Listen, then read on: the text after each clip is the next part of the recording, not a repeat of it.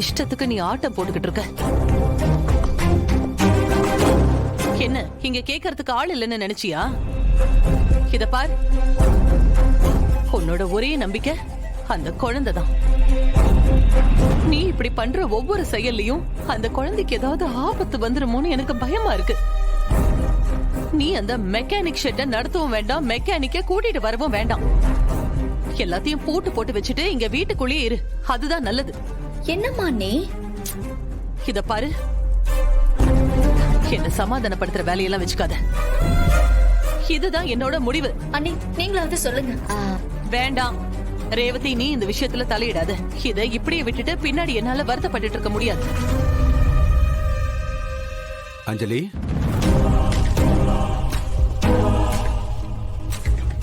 புறப்படலாமா? Uncle,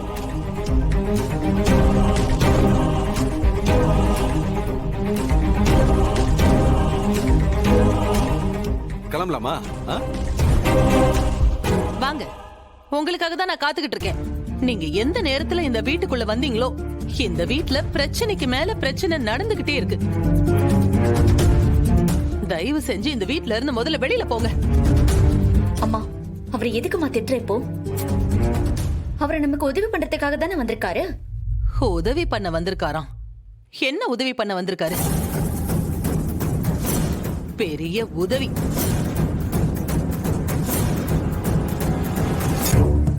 நீ பாட்டுக்கு ஒரு நல்ல கம்பெனில வேலை பார்த்துட்டு இருந்தல, அங்க ஏதாவது பிரச்சனைனா நீ வீட்ல தானே இருந்திருக்கணும். அதை விட்டுட்டு மெக்கானிக் ஷெட் ஆரம்பிக்கலாம், அதை பண்ணலாம், இதை பண்ணலான்னு உன்னை இவர் தூண்டி விட்டுருக்காரு.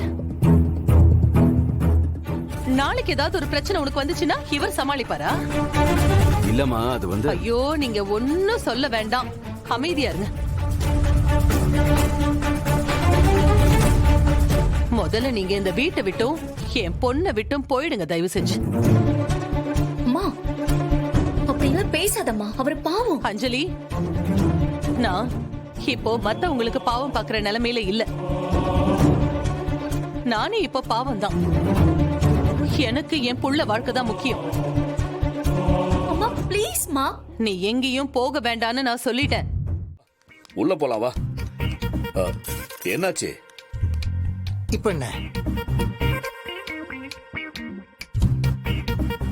என்ன அத்தை, வாழ போற வீட்டுல வலது கால வச்சு உள்ள போலாமன்ற மாதிரி யோசிச்சுட்டு இருக்கிற? ஏதோ ஒரு கால வையன், இல்ல ரெண்டு கால வச்சு ஜம்ப் பண்ணி சாரி விட்டுரு. இந்த மேட்டை யார் இங்க போட்டது? யார் தானே? நான் கூப்பிடுறேன். அம்மா, அம்மா, மா வா வா, வந்து வாங்கிக்கோ. வா சீதா, வாங்கிக்கோ. வாங்க வாங்க நீ. வா. இதுதான் நீ குடும்பம் நடத்துற லட்சணமா? என்ன நீ? பின்ன மேட் என்ன கோணல் மானலமா இருக்கு?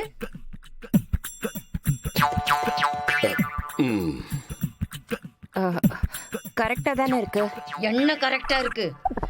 90 டிகிரில இருக்க வேண்டியது 75 டிகிரில இருக்கு. Geometry class. ஒழுங்கா போடு குனிமா. அதுதான் கொஞ்சம் கஷ்டம். அங்க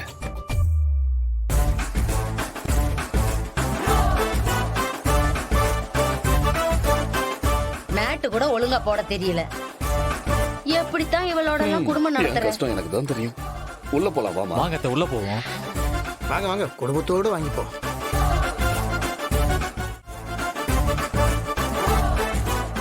இந்தாங்க கொண்டா காஃபி. உங்களுக்கு பிடிச்ச மாதிரி நல்ல ஸ்ட்ராங்கா சக்கரை தூக்கலா போட்டிருக்கேன். சூப்பர். இந்த வீட்லயே என்னைய புரிஞ்சுக்கிட்ட ஒரே மக நீதான்.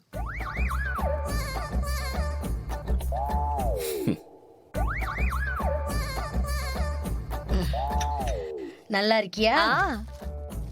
இந்தா. எனக்கா? ஆமா. தேங்க்ஸ்மா. என்னன்னு என் மருமக தீபாவை காணோம்? இங்கதானே இருக்கா? ஐயோ, என்ன வேற கூப்பிடுறாங்களே. தீபா, இதோ இங்கதான் இருக்கேன்.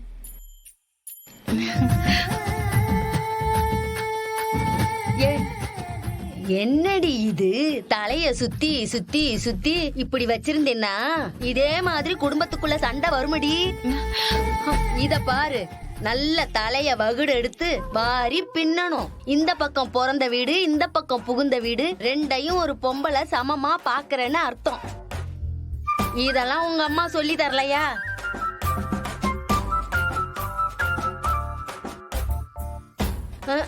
அவளுக்கு தெரிஞ்சாதானே சொல்லி கொடுப்பா. அத்தை இதுதான் ஃபேஷன் ஸ்டைல் அத்தை இப்பெல்லாம். எங்க காலத்துல எல்லாம் சிக்க வாரி தலைய பின்னுவோம். இப்ப இருக்கிற பிள்ளைங்க சிக்க ஆக்கிக்கிட்டு அப்புறமா தலைய பின்றீங்க. என்ன நாகரிகமோ என்ன ஸ்டைலோ, போங்க போ.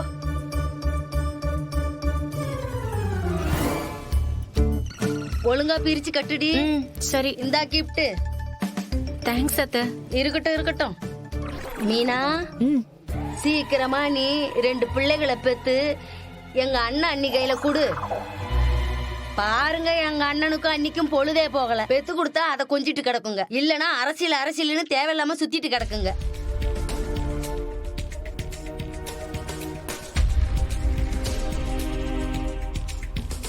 அபிராமி, சாப்பாடு தரமா இருக்கணும்.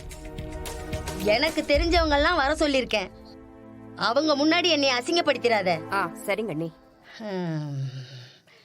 டே வெற்றி, உன் பொண்டாட்டி கிட்ட நான் கொஞ்சம் பேசணும். இங்கதான் இருக்கிறாங்க, பேசுங்க. நான் கீழே பாக்குறப்பயே பேசலாம்னு நினைச்சேன். ரோட்ல நின்னு எங்க அண்ணன் குடும்ப விஷயத்த பேச வேணான்னு விட்டுட்டேன். ஏம்மா, என்னமோ 2 தடவை உனக்கு தாலி கட்டினானா என் மருமவ பிள்ளை?